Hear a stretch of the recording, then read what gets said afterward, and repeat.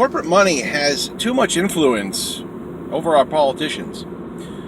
We need to get PAC money, dark money, out of our elections. It's just way too influential over the general public. You know, and people need to realize that corporations buy politicians and their votes and their voice, their thought processes. These corporations know these politicians have prices, and they buy them. And they have them vote against bills that would say, don't vote for the minimum wage increase coming up in November. Vote against that bill that wouldn't let me pollute the environment. I'm going to buy your vote. You know, this stuff is horrible. And I just don't think people are processing how horrible it is, how toxic it is, and it just pollutes the whole political process. I know this is America, where cash is king, and everybody has a say if you got money.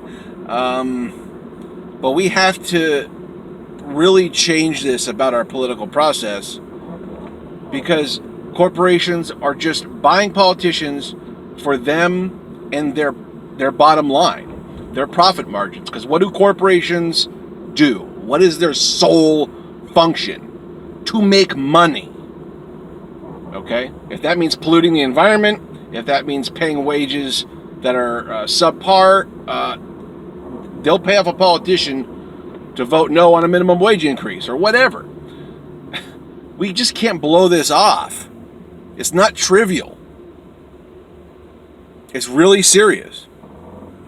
And I just don't think a lot of people are getting that yet. Maybe you're new to politics. Maybe you're a little naive. That's okay. We're all naive about some things, okay? You don't have to feel bad. Just become aware. Implore some mindfulness here. Do some studying. And you'll find out that politicians are bought by the public, or they're bought by corporations. Now, if they're bought by, Joe Schmo donating $20 and legions of people like that, that's good. Small donors buy the politician too, but it's to serve their needs. Okay?